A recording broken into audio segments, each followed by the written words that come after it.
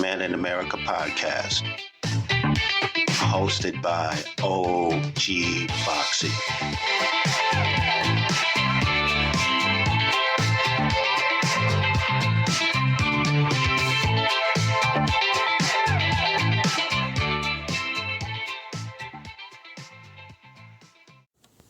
Welcome to Black Man in America podcast. I'm your host, OG FOXXIE. We break down recent events in the political world, highlighting the ongoing battle between Kamala Harris and Donald Trump.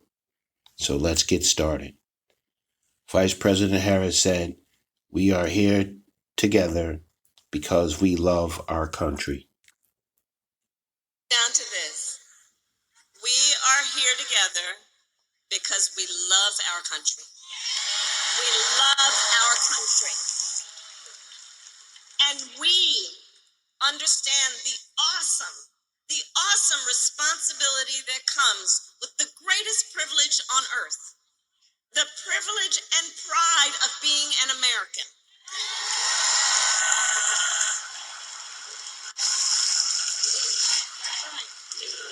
That's right.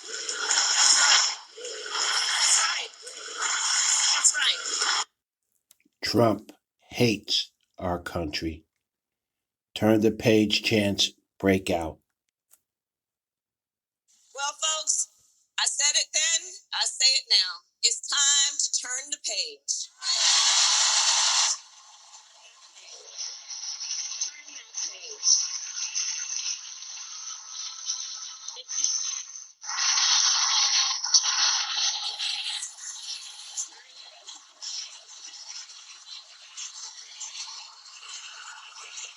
Because,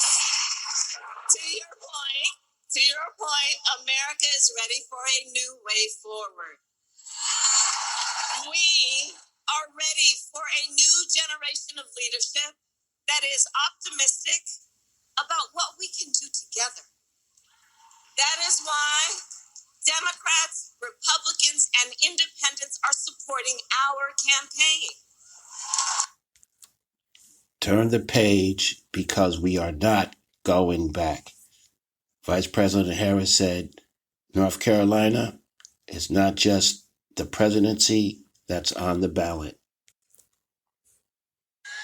So, North Carolina, we have 54 days until Election Day. 54 days. And just 35 days until early voting begins. And it's not only the presidency that's on the ballot. There are many important races, including Josh Stein running for governor,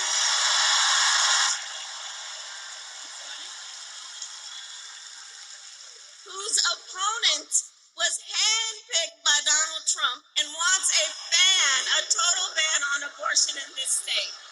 Right. So these are the stakes in this election. Up and down the ballot. But we know the power is with the people. The power is with the people. And your voice is your vote, North Carolina. Your vote is your voice. And we know, here's the thing also, we are loving our campaign, aren't we? We are loving this campaign. We're having a good time. I know that. But here's also the thing. Ours will be a very tight race until the end, okay? It's going to be a tight race until the end, and we are the underdog. Understand that. We are the underdog. There are powerful forces trying to convince people that their vote doesn't matter. There are powerful forces here, too. But I say all that to say we've got some hard work ahead of us. But here's the thing I love about everybody here. We love hard work. Hard work is good work. Hard work is good work. Hard work is good work. And with your help, we will win in November. We will win. We will. Democracy is on the ballot also. Vice President Harris said, I believe we owe it to the voters to have another debate. 2 nights ago, Donald Trump and I had our first debate.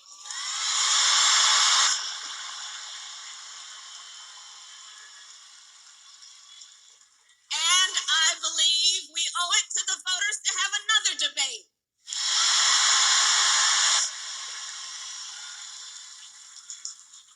Because this election and what is at stake could not be more important. On Tuesday night, I talked about issues that I know matter to families across America, like bringing down the cost of living, investing in America's small businesses, protecting reproductive freedom, and keeping our nation safe and secure. But that's not what we heard from Donald Trump. Instead, it was the same old show. That same tired playbook that we've heard for years, with no plans for how he would address the needs of the American people, because it's all about him, it's not about you. Well, folks, I said it then, I say it now. It's time to turn the page. Trump got beat down in that debate. Vice President Harris said Google Project 2025. But Donald Trump, well, he has a different plan.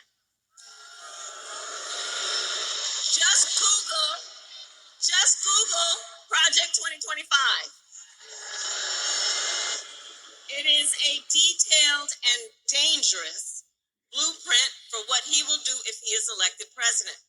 Donald Trump will give billionaires and big corporations massive tax cuts and cut corporate taxes by over $1 trillion, even as they pull in record profits. He will add more than $5 trillion to the national debt. He intends to cut Social Security and Medicare.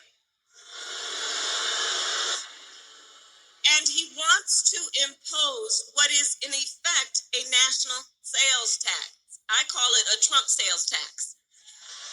Because it will be a tax on everyday basic necessities, which the economists have measured will cost the average family nearly $4,000 more a year.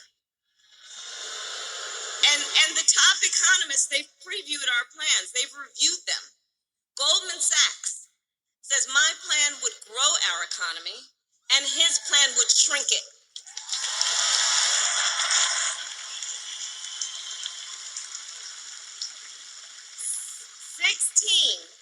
16 Nobel Prize-winning economists say he would reignite inflation, and Moody's says he would ignite a recession by the middle of next year. He talks a big talk, but when folks review the numbers, highly respected folks, that's what you learn about him. Project 2025 is Trump's democracy. Vice President Harris said, as Trump said in the debate, he has no health care plan of his own. On top of all of this, Donald Trump intends to end the Affordable Care Act. And as Stacey mentioned, you heard what he said in the debate. He has no plan to replace it. He said, concepts of a plan. Oh, you all watched the debate.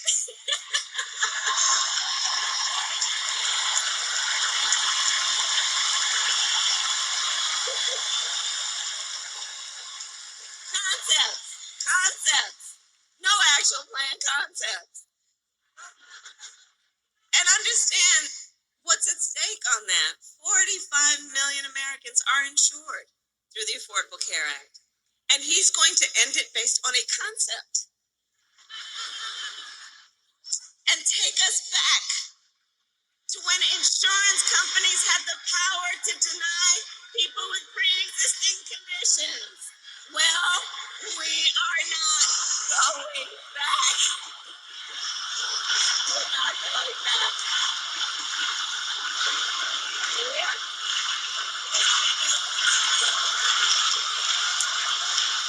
We're not going back.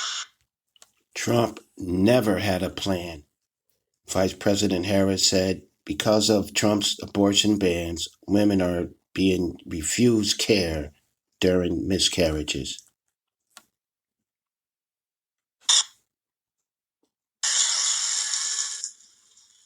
And we know how we got to this issue because Donald Trump handpicked 3 members of the United States Supreme Court with the intention that they would undo the protections of Roe versus Wade, and they did as he intended. And now, in over 20 states in our nation, they have what I call Trump abortion bans, including North Carolina and every single state in the South except Virginia. Think about that. Every single state in the South except Virginia.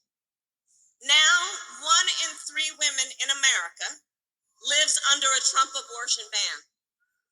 Many with no exceptions even for rape and incest. It is immoral. It is immoral. And I know we all here understand and agree one does not have to abandon their faith or deeply held beliefs to agree the government should not be telling her what to do with her body.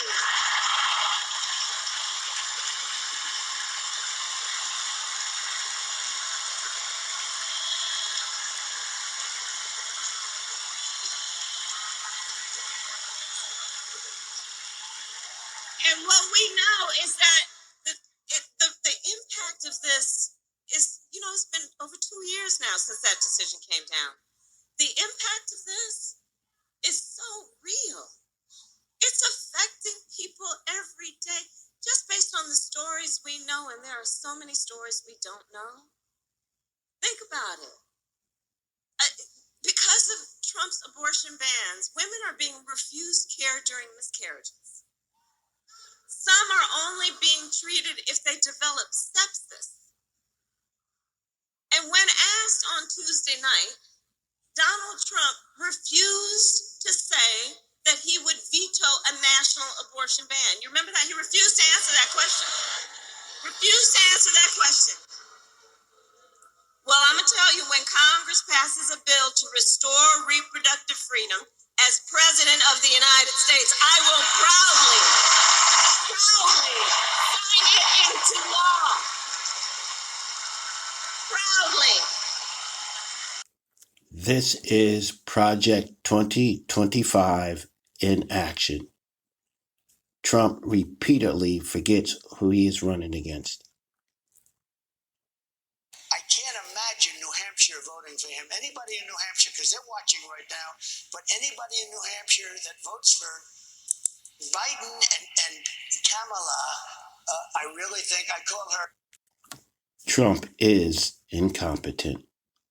Trump rambling about a People magazine reporter. And her name was whoever. Let's see. Her name was who? Swornoff, yeah. I don't have it. Whatever her name was. I don't know the lady, so perhaps it's much better that way, but I really don't know the lady. Trump was incoherent and totally lost. Trump said, "I'm disappointed in my legal talent." And I feel sad that I have to come up here and explain it. I have all this legal talent, but legal talent cannot overcome rigged judges. They can't overcome a 4% Republican area. And I'm disappointed in my legal talent, I'll be honest with you. They're good. They're good people. They're talented people. Today at the trial, they didn't mention the dress. So the Monica Lewinsky type dress was a big part of the trial. Big part of the trial. I said, why didn't you mention that? And I heard there was a dress involved. And I wasn't frightened at all because I did nothing with her. Never touched this woman, saw this woman, had no idea who she was. But they have a dress, sir. I said, so what? Well, sir, it's very simple. They used that dress to try and intimidate me. They used that dress with the public. That dress was such a famous dress. It was Monica Lewinsky, part 2, the dress. And the judge wanted it for trial. And it was going to go into trial. And then they found out there was nothing on the dress, which I knew. And then the judge wouldn't allow it to be used. So they used it as a cudgel. They used it as a hammer over my head. No talented lawyers would do Trump's bidding because they would not get paid. Trump ends a press conference by refusing to answer a single question.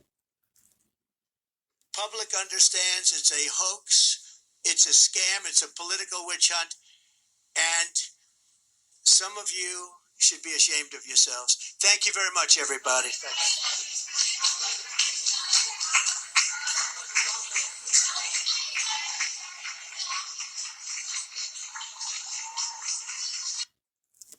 Trump has no answers.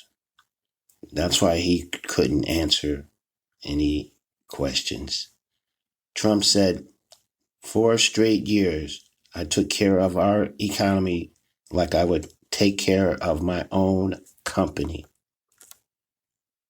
For 4 straight years, I fought for American workers like I would fight for my own family. I took care of our economy like I would take care of my own company. Trump bankrupted America like he bankrupted his own businesses. Trump announced that he is going to adopt Project 2025's policy. Big key to running it is get the right people. You put the right person and the right group of people at the heads of these massive agencies, you're going to have tremendous success. And I know now the people, and I know them better than anybody would know them. If elected, Project 2025 would be the law of the land. Donald Trump crafted policies that will balloon the national deficit and crater our economy. Mr. President? Hi, John. First, let me thank you for your presentation today. Hi, John. First, let me thank you for your presentation today. President Trump, in the last fiscal year, the fiscal deficit under the Biden administration was approximately $2 trillion.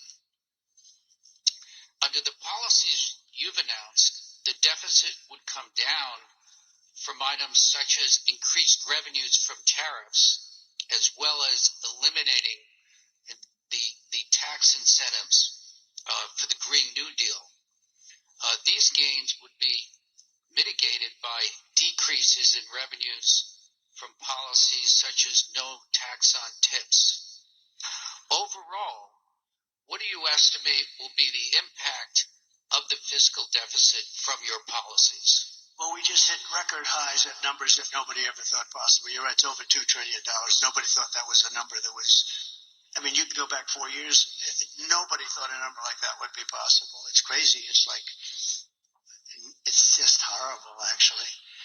But, yeah, we're $2 trillion, and I view it as profit and loss to a certain extent. A lot of people say, oh, it's trade. You know, you have many people say trade deficits don't matter. I think they matter a lot. We're going to have tremendous growth. This, what I'm talking about, is all about growth. the tax is relatively minor compared to the growth. We're going to make our money back on growth. We're going to also, we're going to grow like nobody's ever grown before. I think if this all works out, you're going to have the auto industry come back to America. Right now, China is building 2 auto factories in Mexico, massive auto factories. And they think they're going to make their cars in Mexico and send them back into the United States with no tax. It's not going to happen. Under this administration, it's going to happen. And they wanted to do that during my administration. I said, if you do it, we're going to put a 200% tariff on every car, and you'll never be able to see it. There will never be one car coming across our border.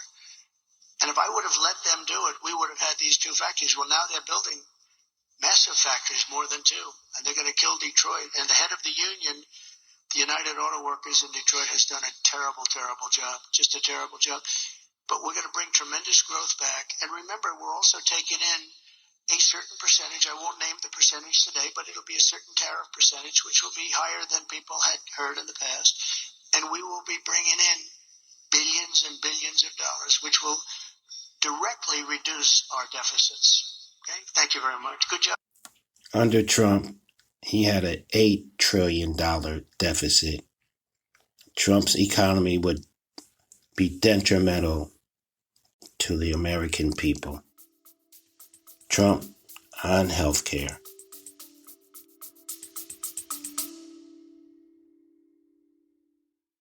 Ratings and reviews can help the Black Men in America podcast reach a wider audience, and donations will improve the quality of our content. To donate, just click on the support the show link. Thank you.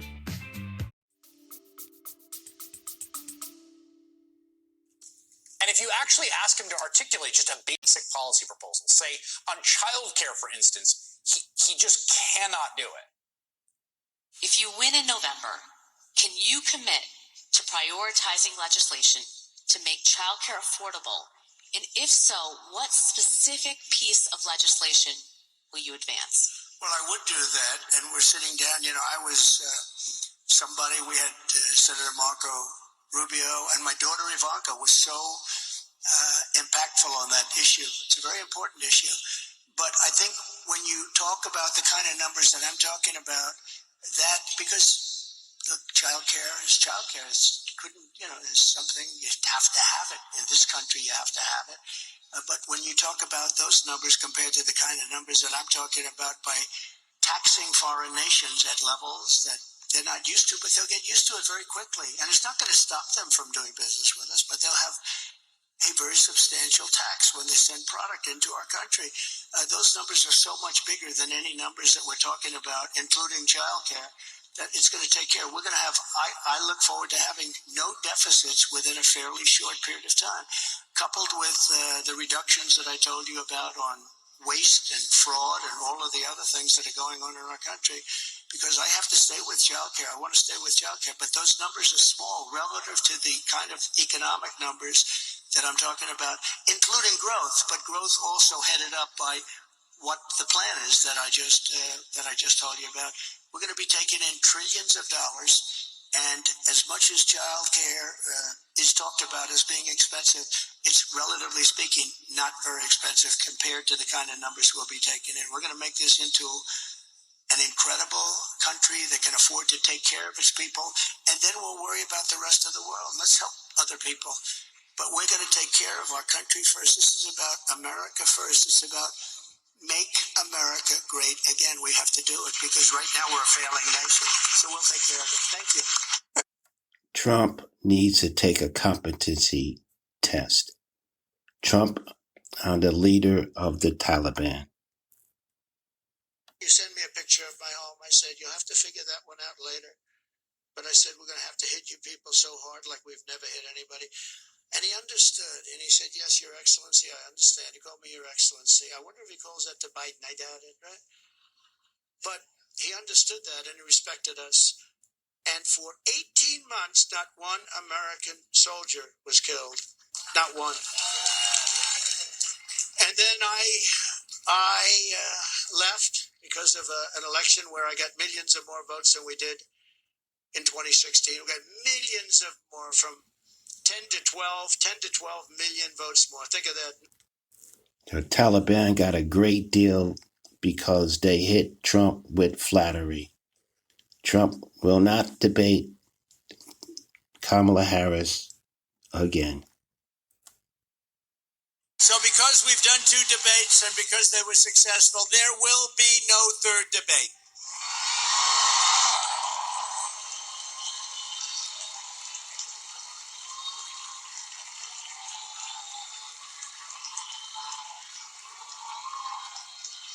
It's too late anyway. The voting's already begun. Trump will not debate Harris because he is a coward. Trump is unfit for office.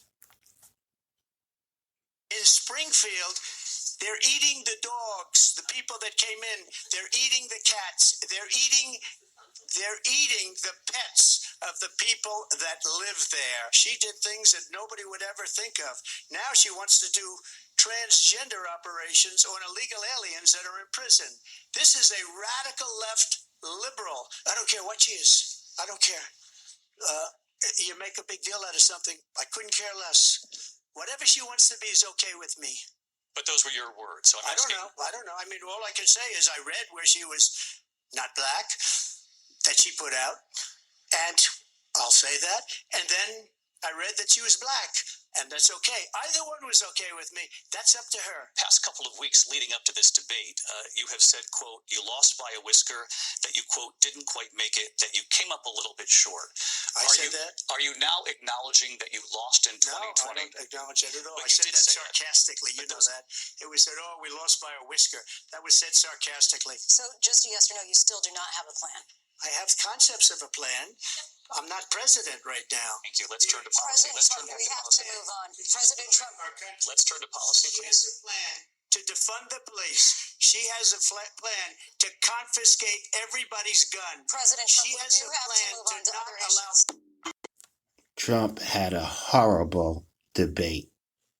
Trump calls for mass detention camps and rounding up millions of Latinos. And within moments of my inauguration, we will begin the largest deportation operation in American history. This is Project 2025. Trump said illegal Haitian migrants taking over a beautiful place. And illegal Haitians, and he came in, illegal Haitian migrants taking over a beautiful place. It was so beautiful. Springfield, Ohio. I was there. I campaigned there a while ago. Springfield, it was so beautiful. Now it's just, what a place. Can you imagine you have this small little community. All of a sudden you have 20,000 illegals in your community. Nobody knows where they come from. He said no one knows where they came from, but I thought he said they were Haitians. Trump forgets that Tim Walz is running for vice president. But I was very happy because I got the endorsement of the vice president's family. And I got the endorsement of the vice president's brother. And even sent me a contribution. And I was very happy because Barack Hussein Obama, his brother, as you know, endorsed me. So, no, his brother endorsed me. A stunning senile moment. Trump said, I did 7 major rallies for 2 days. Because, you know, the athletes, they say, I left it on the field. I left it all on the field. I said, well, I did, because I did 7 major rallies for 2 days. 7 each. Who the hell could do that? People were saying nobody else could do it. You think Biden could do it? I don't think so. I don't think Biden would do 7. I don't know if he'd do 1. Trump is totally unhinged. Trump claims the debate was full of the same old lies. Meanwhile, Kamala Harris showed up spewing empty rhetoric. The same old lies, meaningless platitudes, offering no plans, no policies, and no details whatsoever. Nothing. The two anchors, David Muir and Lindsay Davis, sat there and only corrected me on things where I was right, but didn't correct Kamala on Project 25 that I knew nothing about. Trump was talking about his debate performance. Trump got shook. But he would have been sitting in Moscow quietly. I'm not sure if I got it all. We'll try it again. But he would have been sitting in Moscow quiet, please. Vice President Harris got under Trump's skin.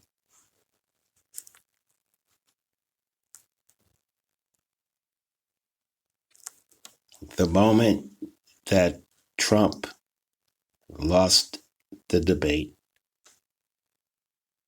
in Springfield, they're eating the dogs, the people that came in. They're eating the cats. They're eating the pets of the people that live there. And this is what's happening in our country, and it's a shame. Taylor Swift endorses Kamala Harris, and this is what she had to say to the people who are over 18 years old.